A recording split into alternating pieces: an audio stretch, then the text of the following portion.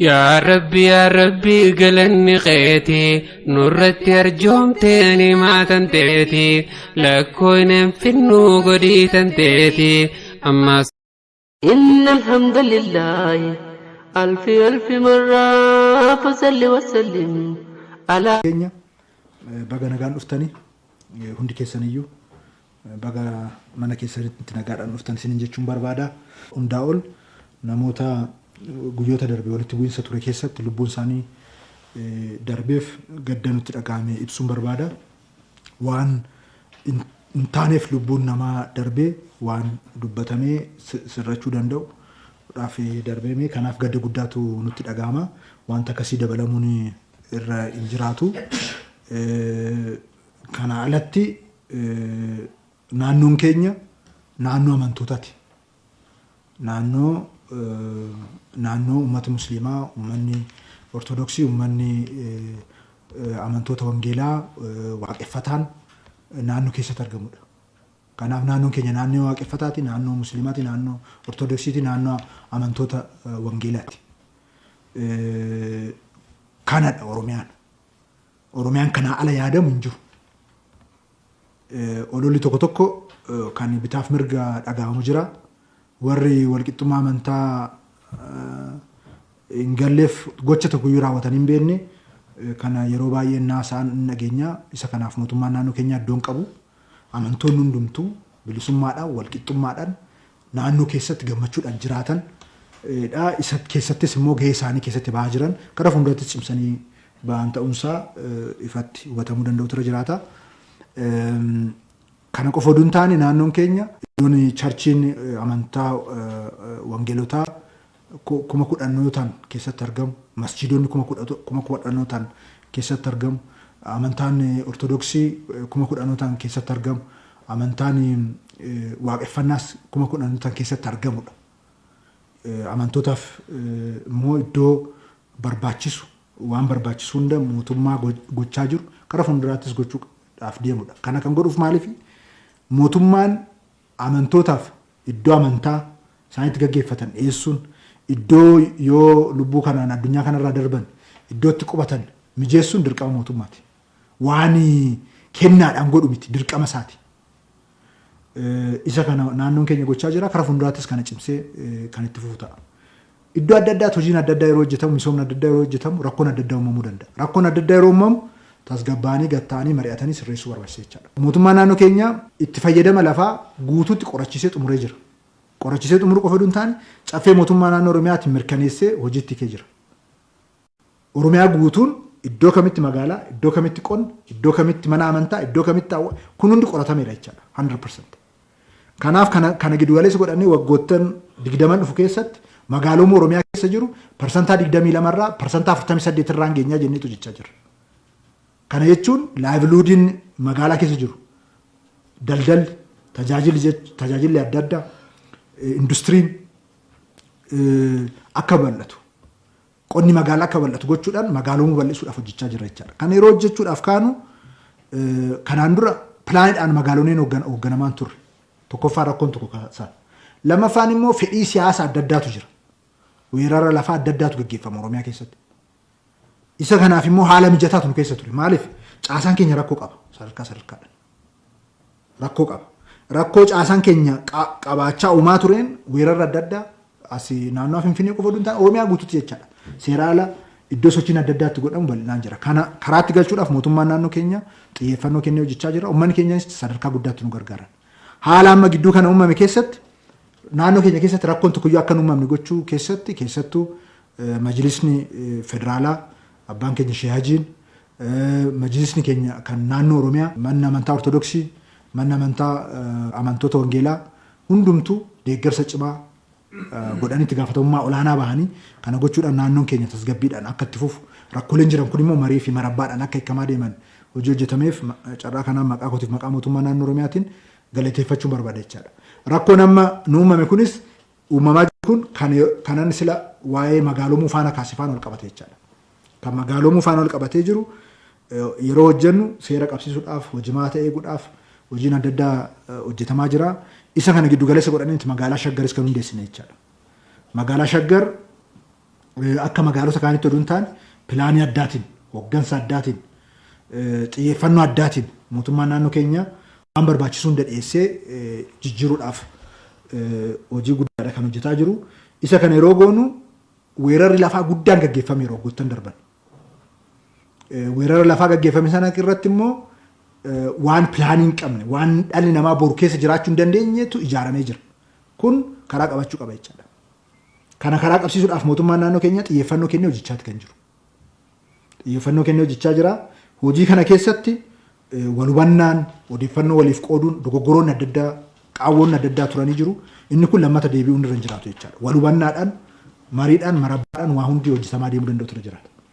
Har'a akka irratti walii gallu kanan barbaadu wantoota gurguddaa afurii tokkoffaa fi inni dura manneen amantaa amma Oromiyaa Shaggar keessa jiran karaa 800 ta'u 800 keessaa 656 warra pilaanidha ala ta'anidha. Mana amantaadhaan seera ala jechuun waan hin danda'amneef warra pilaanidha ala ta'anidha. Pilaanii keessa galchuun hin barbaachise jechaadha. Pilaanii keessa galchuudhaaf adeemsa godhamu keessatti itti gaafatamummaa isaa fudhatee mootummaa miti kan pilaanii keessa galchuu manni maree waliinii dhaabbilee amantoota Oromiyaa abbummaadhaan raawwachisa jechaadha. Bulchiinsi magaalaa Shaggar isaan faana waliin raawwachisa malee mootummaan waan itti bu'u hin qabaatu ammaan booda jechaadha. Kun sirriitti ifatti beekamutu irra jiraata. Lammaffaa fi inni murteessaan magaalaan Shaggar akka magaalota kaanii miti. Jiraattota ishii karaa fuulduraatti miiliyoona 10-20 keessa jiraataniif pilaaniin amma qophaa'ee xumuramee jira jechaadha. Pilaaniin amma qophaa'ee xumurame san keessatti manneen amantaa hundaaf istaandaardii waan ta'eef akka qabaatu taasifamee jira. So isaan pilaanii fi hojimaata eegnee amantoota hundaaf hin dhiyeessine jechaadha. Bakka yeroo du'an namni itti boqotus bakka itti waaqeffatus waaqeffannaadhaafis amantoota wangeelaatiifis musliimaafis ortodoksiifis hundumaafuu pilaanii keessatti hammatamee waan jiruuf istaandaardii sana karaa eegeen kennina. Duraan amma yaadni tokko ka'ee ture. Akka Oromiyaatti seerri jira. Seerri manneen amantaa baafnee jira. Istaandaardiidhaan. Kan amma iddoo iddootti kaaree meetira 200 300 bakka namni hin dhaabbanne dhabee daandii hundarratti salaata. Daandii hundarratti kadhannaa gaggeessa. Baay'ee iddoo rakkataa ta'e jira. Sun hiikamutu irra jiraata jechaadha. Istaandaardiidhaan lakkoofsa uummataa jiruutiin waan namni dhala namaatiin waan sanaaf malu ta'uu danda'u irra jiraata. Isaaf pilaaniidhaan hin dhiyeessa jechaadha bulchiinsi magaalaa Shaggar. Kana kan godhuuf maaliif? Shaggar amantootatu keessa jiraata boruu siftaanis jechaadha. Amantoota saniif immoo daandii qofa miti kan isaan barbaachisu. Bishaan dhaqna isaaniitiif isaan barbaachisa. Daandiin irra deemuudhaaf isaan barbaachisa. Faabrikaan iddootti hojjetanii waa oomishanii isaan barbaachisa. Lubbuu isaanii iddootti kunuunsanii lubbuu isaaniitiif nyaacha iddootti dhiyeessan immoo manni amantaa isaan barbaachisa jechaadha. Kana dhiyeessuun dirqama mootummaa naannoo Oromiyaatti dirqama magaalaa Shaggar. Pilaaniin magaalota Oromiyaa hundayyuu amma kanaan kan hojjetamaa jiru jechaadha. Fakkeenyaaf Adaamaa irra deebiinee hojjechaa jirra. Bishooftuun magaalaa guddaa ta'e jira. Magaalaa Finfinnee caalu magaalaa 4 hundeessee Shaggar dabalatee. Adaamaan Finfinnee caalee jira. Shaashamanneen Finfinnee caalee jira. Bishooftuun Finfinnee caalee jira. Magaalonni kun hundumtuu pilaaniin isaanii akkaataa nama jedhetti haala haaraadhaan kan hojjetamaa jiru jechaadha. Isa kana waliin taanee kan raawwachiifnu ta'a jechaadha. Isa kanarratti manneen amantoon waan qulqullummaan wanta rabbiin itti gaggeeffamu kana seera mootummaa eeganiitu deemuu qabu jechaadha. Maaliif Quraannis macaafni qulqulluunis kan waaqeffannaa hundumtuu seera mootummaa akka eegamu in ajaja waan ta'eef. Kanaaf isa seera sana eegamee pilaanii sanaan wanta barbaachisu mootummaan keenya keessattuu bulchiinsi magaalaa Shaggar hin dhiyeessa jechaadha. Lammaffaan isa. Sadaffaan nuyi an barbaannu Shaggar magaalonni qofaan fakkeenya Itoophiyaa akka ta'u miti. Amantaadhaanis fakkeenya gochuu barbaanna. Manneen amantaa arfaniifuu waan adda ta'e tokko dhiyeessuu barbaanna. Akka Oromiyaatti jechaadha. Iddoo masjiidni guddaan itti ijaaramee addunyaarraa dhufee namni daawwachuu danda'u. Iddoo manni ortodoksii amantaa ortodoksii guddaan ijaaramee namni dhufee itti daawwachuu danda'u. Itti kadhachuu danda'u. Kan amantoota wangeelaa iddoo guddaan ijaaramee iddoo dhufee namni itti daawwachuu danda'u. Itti kadhachuu danda'u. Kan waaqeffannaa iddoo guddaa waan akkasii ijaaruu barbaanna jechaadha. Kana yoom waggaa tokkoon dura utuu magaalaan Shaggar hin labsamin dura utuu namni tokko iyyuu dhagahin dura shaajii faanallee dubbachaa ture jechaadha. Kana kan barbaannu. Amantootni arfan iyyuu iddoo waan simboolik ta'e jechaadha. Kanaaf shaggar iddoo amantoota adda addaa eebeluu dhiibde jedhamee kan itti hamatamu duun taane iddoo hundumtu karaa fuulduraatti walumaan argina iddoo namni dhufeetti gammadu ta'a jechaadha. Kanammoo pilaan irratti qopheessin irraa karoora addaa qabna jechaadha. Kanaaf kana amantoonnis mootummaan naannoos deeggaree waliin hojjechuu qabna jennee amanna. Wajjin hojjechuu qabna jennee amanna. Isa kana waliin raawwachiifna jechaadha. Kana irratti dabalataan kan Sheeyaajiin faanis gaafatan kan yuunivarsiitii musliimaas ta'e kan abbaan Saawuroos faas kanaan dura nu gaafataniiru kolleejjii asitti banuu barbaadu kan isaan gaafatan hundumtu kan manni amantaa Makaana Yesuus nu gaafatanii jiru iddoo yuunivarsiitii barsiisan isa kanaaf hunda lafa yuunivarsiitiidhaaf kolleejjiidhaaf ta'u shaggariin dhiyeessa jechaadha. Maaliif sunoo jiraate qofadha. Sammuun namaa afurri namaa yoo waan barbaadu argate qofadha. Sabni tokko akka sabaatti uummanni tokko akka uummataatti jiraachuu kan danda'u jechuudha. Kanaaf shaggar qophiidha. Kana yoo deebis pilaanii keessatti shaggarotuun labsiin waggaa 2 waggaa 3 dura yeroo yaadamu waggoottan darban yeroo yaadamu dhimmoota akkanaa waan yuunik ta'e waan adda ta'e maal goona. Biyya kana keessatti waan hin jirre waan adda ta'e maal goona kan jedhu akka keessatti hammatamu taasifamee jira jechuudha. Kanaaf shaggar iddoo namni ammas waan seera alatti bu'ameef ittiin lolamu itti muufatamu duun taane iddoo kara fuulduraatti shaggar namni hundi itti gammadu namni hundi itti aara galfatu waan illee addunyaa biraarraa amantoonni yeroo dhufan geessanii daawwachiistanii itti gammaddan lafatti qabaatu ta'a jechaadha. Murteenni sadaffaan kun maali nuyi lafa istaandaardiidhaan qopheessina pilaanii keessanis ilaalla jechaadha. Bulchiinsa magaalaa shaggartu sinii mirkaneessa malee beetakiristaanuma barbaadan masjiduma barbaadan ni ijaartan jechaadha. Yuunik waan ta'e waan guddaa tokko barbaanna jechaadha. Kanaaf kan shaggar qophaa jiru. Kana pilaanii keessatti magaalaa deebisedha. Magaalaa kamtu kana akkasitti deebisee deemaa jira. Itti yaadne jechaadha. Maaliif kanaa alatti magaalomuun jiraatu waan hin jirreef. Arfaffaa akka irratti walii galu kan barbaachisu maali seeraalummaadha. Dhimmoota bareedoo kana hunda seeraalummaan hoo jiraatu tokkoyyuu hojjechuu hin dandeenye. Seeraalummaan asitti gaggeeffamaa jiru immoo fedhii adda addaatu keessa jira. Siyaasa keessa jira. Fedhii dinagdee waan adda addaa keessa jira. Kana hundi keenya fuuldura dhaabbannee qabsoofnee sirreessuu qabna jechuudha. Magaalaan kun magaalaa nama hundaaf akka taatoo barbaanne seeraalummaan dhorkamutu jiraata jechuudha. Amma qaama lamatu waan kanatti fayyadamaa jira.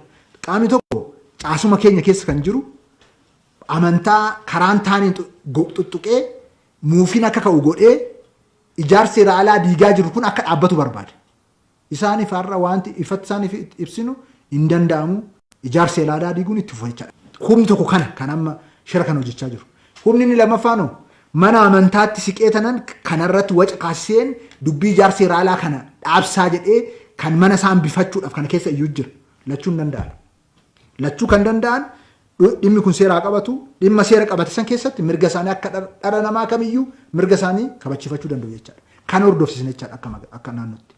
Mootummaan naannoo Oromiyaa seeraalummaa irratti garaan hirru tokko iyyuu hin jiru. Seeraalummaa irratti garaa yoo hirre mul'anni sila kaase waggaa 15-20 keessatti magaalota Oromiyaa keessatti 48 irraan geenye jenni sana gochuu hin dandeenyu. Magaalaa boru deebi'ee jigu uumna jechaadha. Isaaf amantoonnis eeyyamuun qabanii abbootiin amantaa immoo nu gargaaruu qabdu jechaadha. Shaggar amma jennu kana mootummaa naannoo Oromiyaa qophaasa yookaan bulchiinsa magaalaa Shaggar qophaasa raawwachiisuu hin danda'u. Hundi keessaniyyuu abbaatti taatanii abbummaadhaan raawwachiisa. Magaalaan kun keessan kan hunda keessaniiti. Itti boontummoo Oromiyaa keessatti waa'ee walqixxummaa amantaa waan deebi'ee buleedha jechaadha. Kana keessatti konfiizhiniin tokkoyyuu hin jiru. Konfiizhiniin tokkoyyuu hin jiru. Maaliif? Uummanni amantaa hin qabne, uummanni waaqa hin sodaanne, rabbiin hin qabne, uummata ta'uu hin danda'u. Rakkisaadha. Isa kana jiraateeti miti qabeenya guddaa qabnu kana miti. Utuu hin jiraanne iyyuu jiraachisuudhaaf irratti hojjechuu qabna jechaadha. Nu immoo qabna. Rabbiin nu eebbiseera amantaa hedduu qabna.